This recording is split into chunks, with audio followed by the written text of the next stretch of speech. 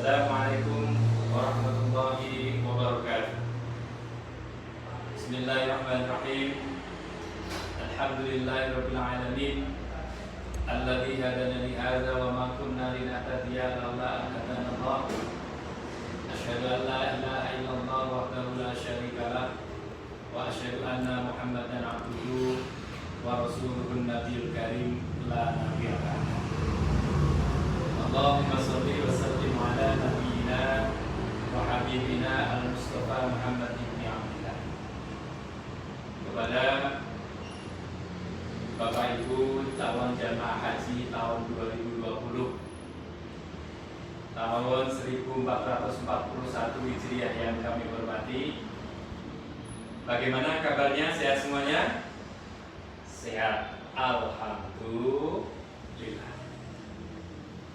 Karena kesehatan yang telah kita terima yang merupakan nikmat dari Allah Subhanahu wa taala, marilah Bapak Ibu yang kami hormati, yang pertama kita senantiasa memanjatkan puja dan puji syukur kehadirat Allah Subhanahu wa taala, minimal dengan iqrar bilisan alhamdulillahirabbil alamin.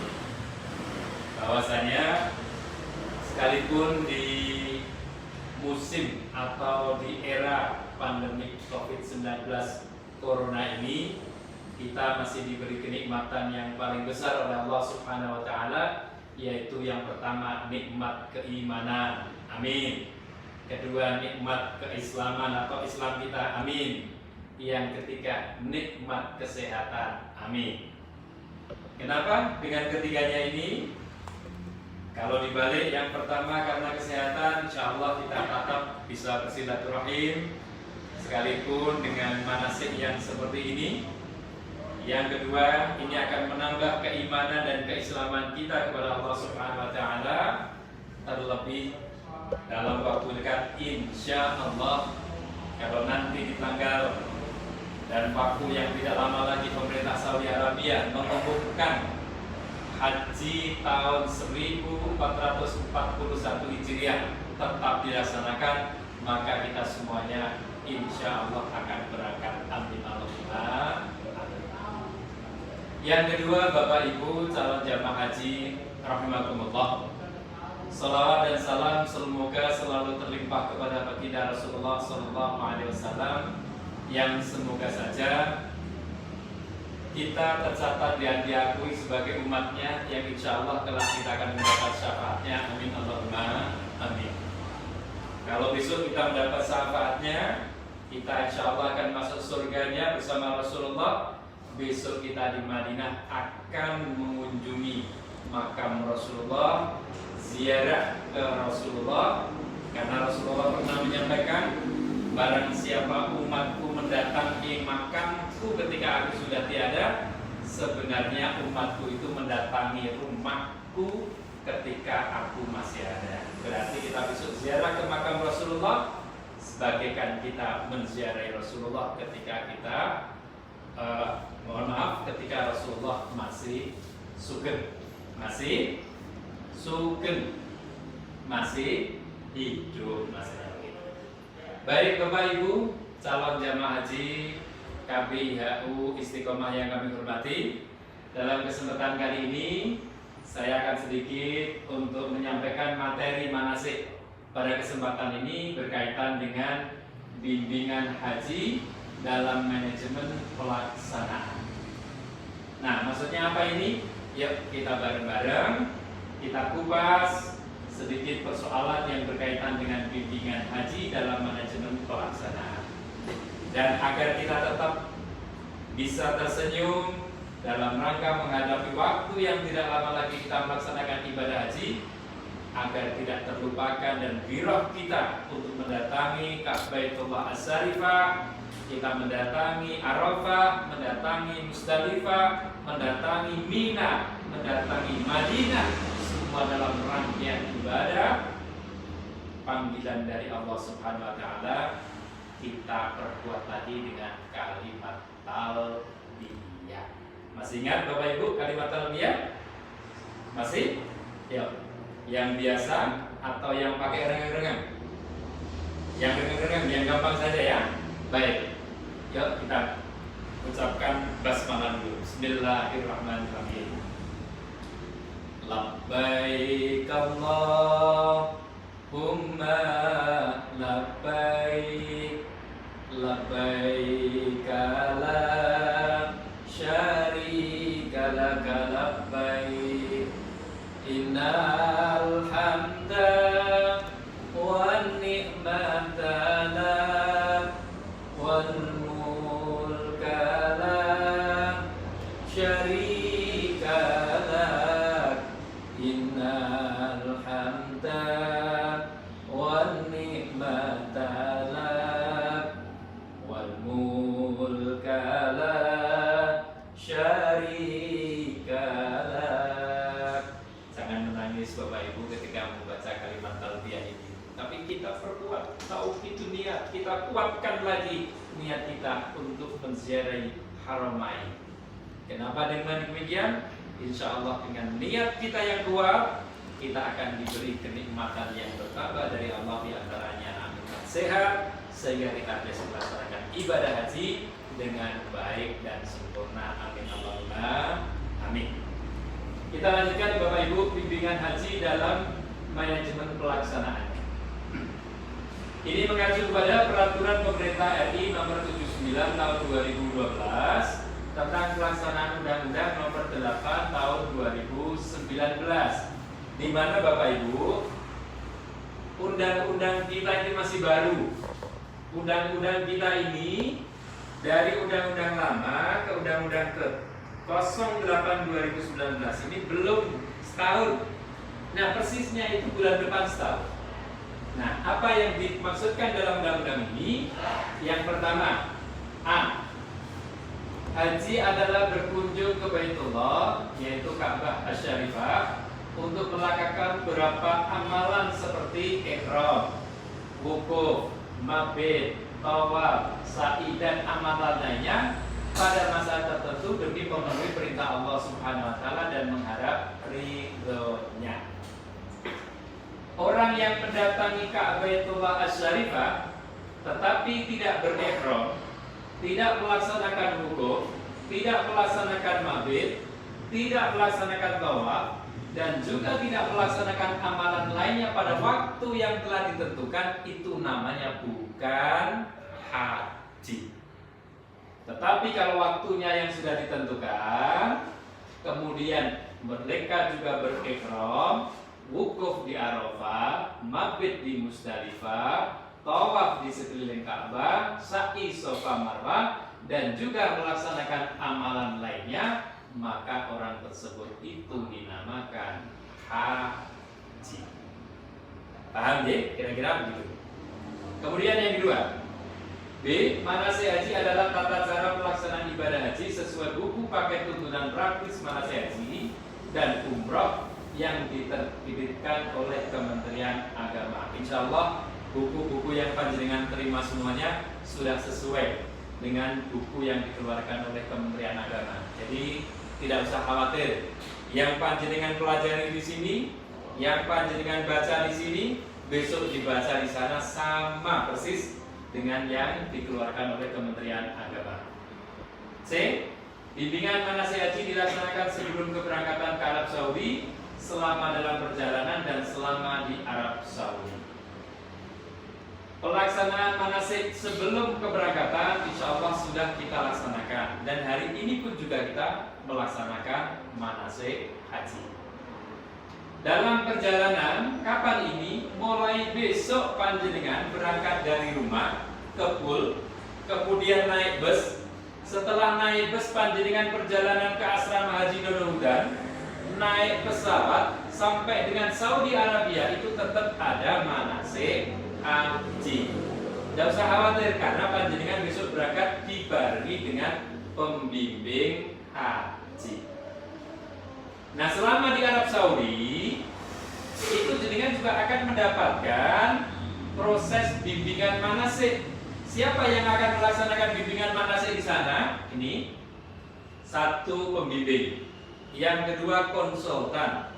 Yang ketiga, insya Allah pembimbing panjenengan juga yang dari KBIHU istiqomah. Amin Allahumma amin. Kita bersihkan Bapak Ibu, yang di bimbingan manasik haji dilakukan oleh petugas yang memenuhi persyaratan dan standar yang ditetapkan oleh Menteri Agama sesuai dengan pasal 14 ayat 12. Apa ini substansinya? Yang pertama, pembimbing harus memahami tentang ibadah haji. Yang kedua, yang dimaksud dalam pasal 14 ayat 12 ini, pembimbing haji merekalah yang memiliki sertifikat pembimbing haji. Itu nggak penting bagi panjenengan, tetapi ini mengikat kepada pembimbing. Bimbingan manasik haji paling sedikit meliputi bimbingan pelaksanaan ibadah haji atau manasik ibadah, bimbingan perjalanan ibadah, dan bimbingan kesehatan dan hak serta kewajiban. Manasik ibadah insya Allah sudah kita laksanakan. Bimbingan perjalanan kita kemarin sudah praktek di Al-Firdaus Gunung Pati, dan nanti juga ada bimbingan lagi dalam perjalanan. Bimbingan kesehatan panjenengan sudah dibimbing oleh dokter-dokter dari Dinas Kesehatan, bahkan sudah dikeluarkan buku istitoahnya. Betul atau tidak Bapak Ibu? Panjenengan semuanya sudah pegang kan? Yang di bawah sendiri dinyatakan bahwa jamaah haji tersebut istitoah. Alhamdulillah. Kemudian yang belum mungkin panjenengan nanti coba di materi akhir kita, panjenengan harus mengetahui hak serta kewajiban sebagai jamaah haji Indonesia. Kita lanjutkan Bapak Ibu. Proses bimbingan jamaah haji mandiri. Yang dimaksud jamaah haji mandiri bukan jamaah yang bisa makan dan mandi sendiri, tetapi yang dimaksud mandiri ini adalah jamaah yang mengetahui dalam ibadah dan juga dalam perjalanan. Contoh, jamaah yang dimaksud agar mengetahui dalam ibadah ketika di depan Ka'bah apa yang harus dilakukan. Ketika tawaf ketemu dengan Hijr Ismail, ketemu dengan Rukun Yamani, ketemu dengan Hajar Aswad, ketemu dengan Makom Ibrahim, apa yang harus dilakukan? Tidak perlu pembimbing, ibu-ibu, bapak-bapak, kita berdoa begini, tidak. Tapi jamaah sudah bisa mengerti apa yang harus dilakukan dan doanya apa. Kemudian yang kedua, paham dalam perjalanan ini berkaitan dengan persoalan waktu. Kapan persiapan kita memakai pakaian ihram untuk berangkat ke Arafah? Tanggal dan hari apa? Mereka harus tahu kapan berangkatnya di Arafah atau jam berapa. Di Arafah apa yang harus dilakukan ketika jam 12 tanggal 9 Dzulhijjah. Kapan berangkat ke Musdalifah, apa yang harus dilakukan Musdalifah sampai dengan kembali lagi ke Mekah, ke maktab, ke hotel, kemudian tawaf ifadah. Itu yang dimaksud jamaah haji mandiri. Kita masuk ini dalam lubang-lubang ini atau bundaran-bundaran ini dari kuning, hijau, putih-putih. Insya Allah Bapak Ibu semuanya sudah masuk kota ini. Kenapa demikian? Karena panjenengan semuanya sudah tergolong termasuk dalam jamaah haji berhak melunasi PP atau ONH. Betul Bapak Ibu? Alhamdulillah. Karena jenengan sudah masuk kota ini, maka jenengan berhak mendapatkan manasik ibadah perjalanan, kesehatan, hak dan kewajiban. Ini berkaitan dengan pelaksanaan haji tahun 2020 atau 1441 Hijriah. Bukan berarti orang yang mendaftar haji sekarang tidak boleh bermanasik, boleh. Karena Kementerian Agama sekarang sudah mencanangkan manasik sepanjang masa. Orang yang belum melaksanakan pendaftaran pun mau ikut manasik boleh sekarang ini. Jadi siapapun boleh mengikuti manasik, tetapi belum tentu masuk kota haji. Jenengan sudah masuk di sini. Kota haji, manasik sudah. Nah, ini yang belum, panjenengan akan nanti ada bimbingan di tanah suci. Di mana ini tanah suci yang dimaksud? Di Makkah Al-Mukarramah dan juga di Madinah Al-Munawwarah. Endingnya apa tujuannya? Agar panjenengan semua menjadi haji yang mabrur, mabrurah, sebagaimana tujuan panjenengan semuanya mau melaksanakan ibadah haji.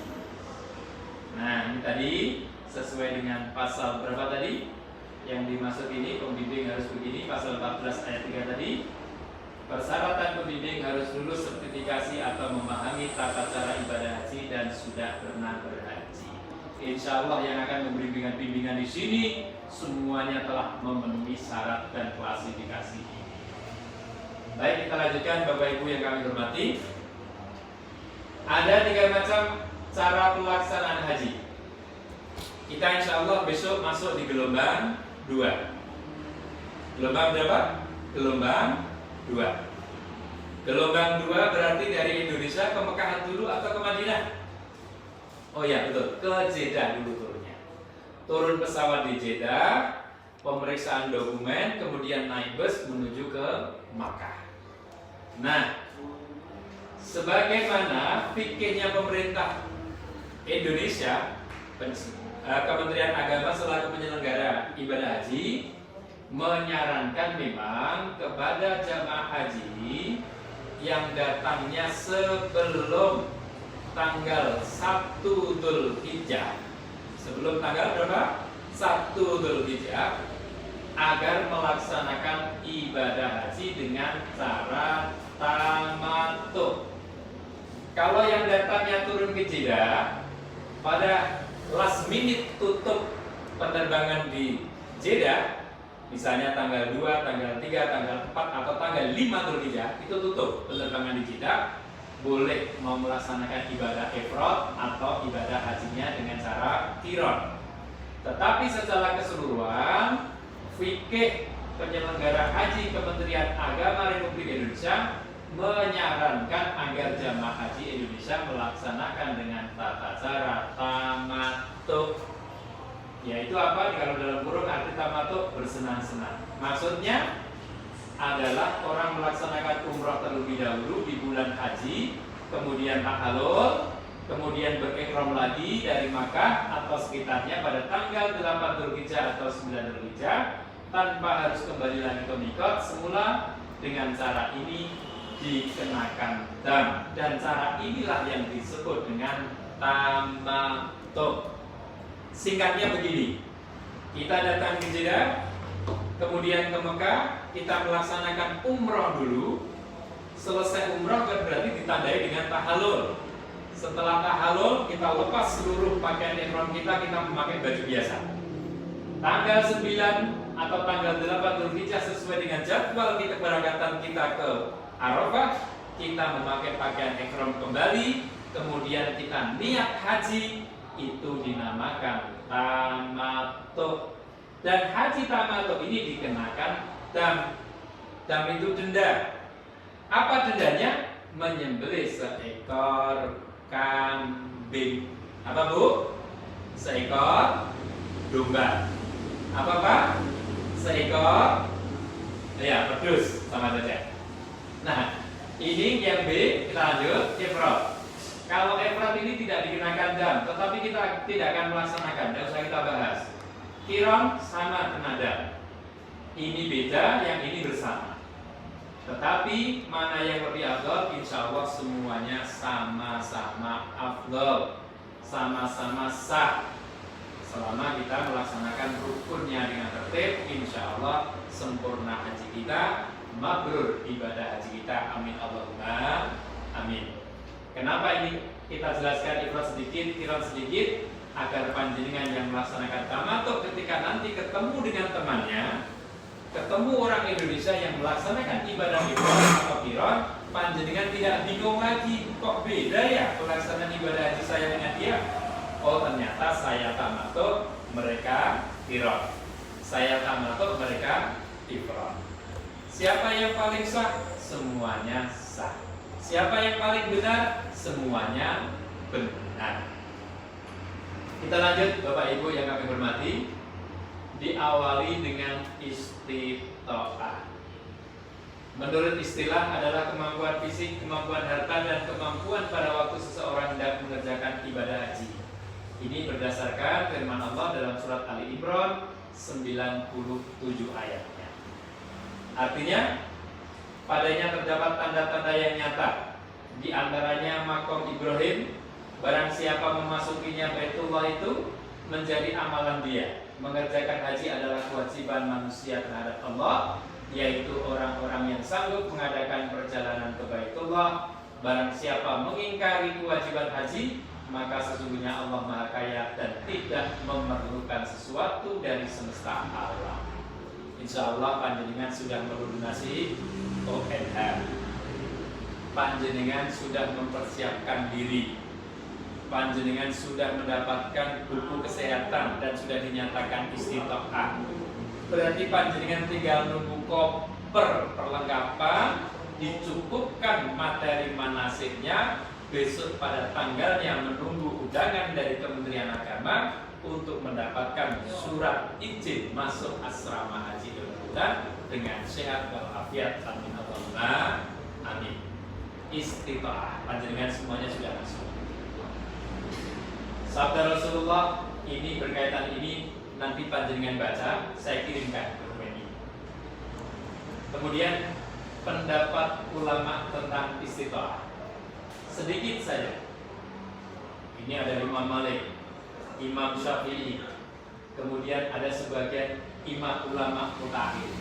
Mungkin kita akan sampai di sini dulu tentang ini, karena persoalan waktu ya. Nanti kita lanjut lagi. Pendapat ulama Imam Malik bin Anas berpendapat, bagi yang sanggup jalan kaki maka tidak perlu kendaraan dan sudah termasuk mampu yang demikian. Apabila dapat mencari nafkahnya selama dalam perjalanan dan pelaksanaan hajinya dengan berusaha bekerja walaupun dengan bantuan orang lain, serta meninggalkan biaya yang cukup bagi keluarga yang ditinggalkan. Dalam bukunya atau kitabnya Abdurrahman Al-Jaziri Al-Fiqhi ala Madhahib ala Arba'ah juz 1 halaman 635. Keamanan yang dimaksud di sini adalah aman untuk dirinya pada saat melaksanakan ibadah haji dan bagi orang yang ditinggalkan selama bepergian sesuai dengan hadis Rasulullah ini. Maksudnya menurut Imam Malik ini, orang yang berkewajiban haji dan dinyatakan istitoah sekalipun dengan jalan kaki, dia dikatakan sudah mampu. Tapi kalau orang Indonesia tidak seperti itu, karena kita harus naik pesawat. Siapa yang punya kewajiban berjalan kaki? Tentunya orang di sekeliling Saudi Arabia. Kemudian yang kedua, karena persoalan pekerjaannya, tetapi dia mampu menyisihkan biaya untuk melaksanakan ibadah haji. Dan orang yang ada tanggungan di Indonesia, misalnya kita orang Indonesia, kita sering kan mendengar begini, orang yang bekerja di Saudi Arabia, dia bekerja cukup mendapatkan hasil yang di rumah dikirimi, kemudian hasil yang lain untuk mengibadahkan ibadah haji, maka yang demikian juga sudah termasuk golongan orang yang istitoah, mampu. Nah, yang ketiganya di sini adalah orang yang atas bantuan orang lain. Misalnya saya dibazari Pak Haji Ali, Pak Wid silakan berangkat haji, ini saya kasih uang. Ini saya sudah mampu karena saya apa? Saya dikasih uang untuk melunasi ON-nya atau PP dan seterusnya. Kita lanjutkan yang kedua, menurut Imam Syafi'i istitoah dibagi dua, yaitu kemampuan pribadinya mubasyarah, yaitu kemampuan untuk melaksanakan haji oleh dirinya sendiri. Yang kedua, kemampuan dengan bantuan dari orang lain, tidak langsung atau ghairu mubasyarah. Intinya hampir sama dengan Imam Malik tadi. Apa intinya? Yang pertama, karena kita mendapatkan hasil, kemudian kita mampu melaksanakan pembayaran ONH atau PP itu, dan yang ketiga kita juga mampu secara fisik untuk mendatangi Ka'baitullah Asy-Syarifah. Yang kedua, kemampuan dengan bantuan orang lain. Tadi misalnya saya dikasih orang lain, dikasih biaya untuk berhaji, atau juga bisa jadi orang itu, Pak saya mau berhaji, tolong saya ditemani. Nah saya nggak punya uang, saya bayari. Ketika ada orang membayari, saya menjadi wajib istitoah. Kenapa? Saya diminta untuk menemani. Kita lanjutkan yang ketiga, Sebagian ulama mutakhirin kontemporer memandang perlu memasukkan unsur kesehatan, kesempatan, dan keamanan sebagai salah satu unsur yang memungkinkan sampainya seseorang di tempat pelaksanaan haji itu. Ini yang dimaksud adalah yang pertama sehat, yang kedua punya kesempatan, yang ketiga keamanan. Nah, dalam era yang seperti ini sehat menjadi penting. Maka dari itu pemerintah Saudi Arabia dengan berdasarkan fikih juga bahwa kesehatan ini dinomor-satukan. Umroh sekarang ditutup, haji sedang dipersiapkan, dan nanti layak atau tidak pelaksanaan ibadah haji kita tunggu. Dalam waktu dekat akan ada press release dari Kementerian Haji dan Umroh Saudi Arabia atau Wizaratul Hajj. Yang kedua kesempatan, insya Allah ada. Yang ketiga keamanan. Nah, ini keamanan ini sangat erat sekali dengan kesehatan di musim sekarang ini. Aman tidak kita melaksanakan ibadah haji di tengah-tengah COVID-19 atau COVID-19 Corona ini? Insya Allah semua itu akan dibingkai dalam satu kesatuan yang steril, yang nyaman, yang aman, sehingga pelaksanaan haji ke depan bisa mewujudkan seluruh jamaah haji menjadi haji yang mabrur dan mabrurah. Amin Allahumma amin. Satu hal yang perlu kami sampaikan, apabila Allah berkehendak lain sehingga haji tahun ini ditunda, panjenengan tidak boleh menunda. Semua sudah menjadi qadarullah. Kita tetap harus sabar, tawakal, dan berpasrah diri kepada Allah. Terima kasih Bapak Ibu yang kami hormati. Materi ini nanti akan kita sampaikan ke WA Group dan juga ke Facebook Group kami Al-Istiqomah. Akhirnya dari kami, Assalamualaikum warahmatullahi wabarakatuh.